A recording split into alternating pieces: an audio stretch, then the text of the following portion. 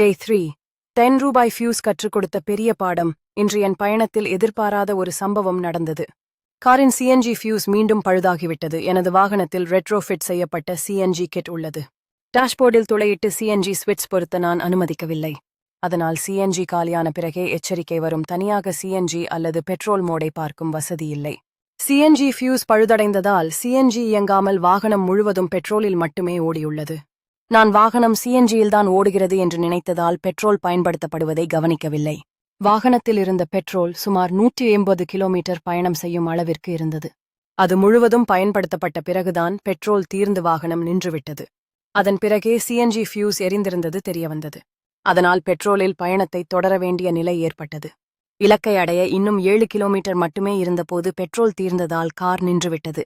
அந்த நேரத்தில் என் முதல் கவலை கார் இல்லை, என் பயணிதான். உடனே மற்றொரு கால் டாக்ஸியை ஏற்பாடு செய்து அவரை பாதுகாப்பாக இலக்கிற்கு அனுப்பி வைத்தேன். பிறகு அருகிலிருந்த ஒரு ஆட்டோ ஓட்டுநரின் உதவியால் பெட்ரோல் வாங்கி காரை மீண்டும் இயக்கினேன். வீடு திரும்பிய பிறகு இதுபோன்ற பிரச்சினை மீண்டும் ஏற்பட்டால் உடனே சரி செய்யும் வகையில் 5 உதிரி ஃபியூஸ்களை வாங்கி காரில் வைத்துக் கொண்டேன். இன்றைய பாடம்: அவசர நிலைக்கு எப்போதும் தயாராக இருங்கள். சிறிய உதிரி பாகங்கள் கூட பெரிய பிரச்சினையை தவிர்க்க உதவும். எந்தச் சூழ்நிலையிலும் பயணிகளின் பாதுகாப்பே முதன்மை. Driven with purpose every mile, every life matters.